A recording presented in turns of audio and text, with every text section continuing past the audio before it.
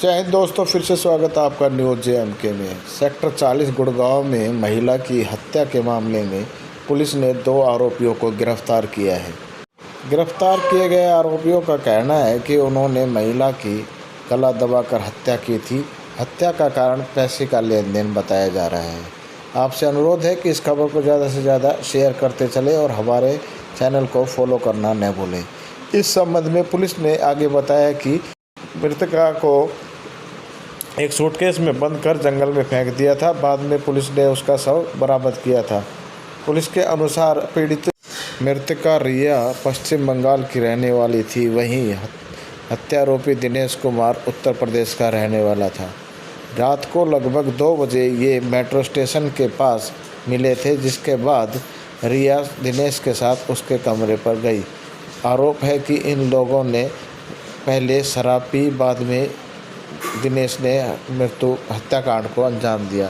जानते हैं पुलिस ने इस संबंध में क्या कहा। इन्फॉर्मेशन मिली थी कि एक महिला की लाश एक सूटकेस में गुरुग्राम फरीदाबाद रोड पर पड़ी हुई है, जिसके ऊपर एक सुनसान एरिया में लाश पड़ी थी। तो गुरुग्राम पुलिस की अलग अलग टीमें, जिसमें क्राइम ब्रांच की टीम, पुलिस स्टेशन की टीम और जो अन्य जो साइंटिफिक इन्वेस्टिगेशन की एजेंसियां हैं गुरुग्राम पुलिस की, उनके द्वारा स्पॉट का विजिट किया गया था।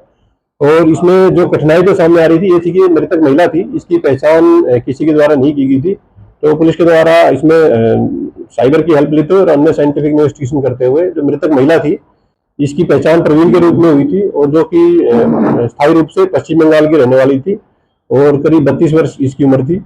और फिलहाल यह गुरुग्राम में नाथुपुर गांव में किराए के मकान में रहती थी। तो इस केस में पुलिस के द्वारा आज सेक्टर 40 क्राइम ब्रांच की टीम के द्वारा कार्रवाई करते हुए 7 मई 2025 को इसमें 2 एक्यूज को अरेस्ट किया गया है। जो अरेस्ट किए गए एक्यूज है उसमें सबसे पहले दिनेश है, जो 22 वर्षीय व्यक्ति है और उत्तर प्रदेश का रहने वाला है। दूसरा जो एक्यूज है उसकी पहचान विप्लव के रूप में हुई है और जो कि 26 वर्षीय व्यक्ति है और उत्तराखंड का ये रहने वाला है। ये दोनों ही फिलहाल सिकंदरपुर गांव में एक ही मकान में और अलग अलग कमरे में किराए पर रहते पाए गए हैं।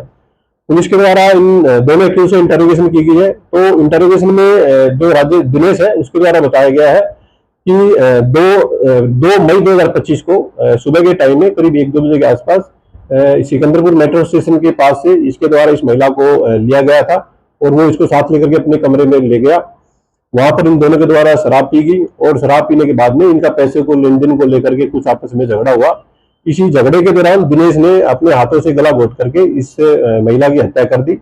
नेक्स्ट डे जो दिनेश है वो अपने ऑफिस चला गया था और 3 तारीख को रात के समय में ही इसने अपने दूसरे दोस्त विप्लव विश्वास के साथ मिलकर के और इस महिला को सबको सूटकेस में डाल करके और उस सुनसान एरिया में फेंक दिया गया। पुलिस के द्वारा दोनों एक्यूज को अरेस्ट कर लिया गया है। फिलहाल इनको आज कोर्ट में पेश करके फर्दर जो लीगल प्रोसीडिंग है उसके लिए पुलिस के द्वारा इनका पुलिस रिमांड लिया जाएगा। सर, सिकंदरपुर से ये सूटकेस में डेड बॉडी लेकर आया, क्या किसी ने इनको देखा नहीं और किस समय इन्होंने ये बॉडी ट्रांसफर की? अभी ये जो महिला को ये दोनों जो ये दिनेश था आरोपी, ये महिला को रात के समय में लेकर के गया था और वो जो महिला को अपने साथ बाइक पर बैठा करके लेके गया था और नेक्स्ट डे उसके द्वारा जो डेड बॉडी फेंकी गई है वो भी उसके द्वारा रात के समय में फेंकी गई है।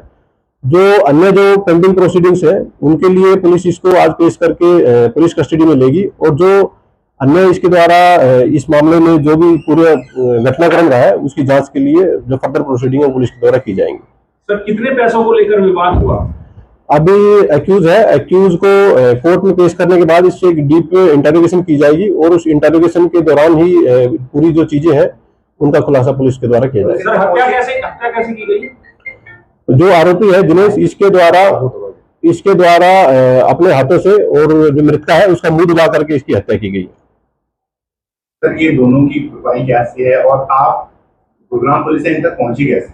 जो आरोपी दिनेश जो है ये एक मेडिकल स्टोर में काम करता है और दूसरा जो आरोपी विप्लव है ये किसी व्यक्ति का निजी एक ड्राइवर के तौर पर काम करता है। कितनी एज है?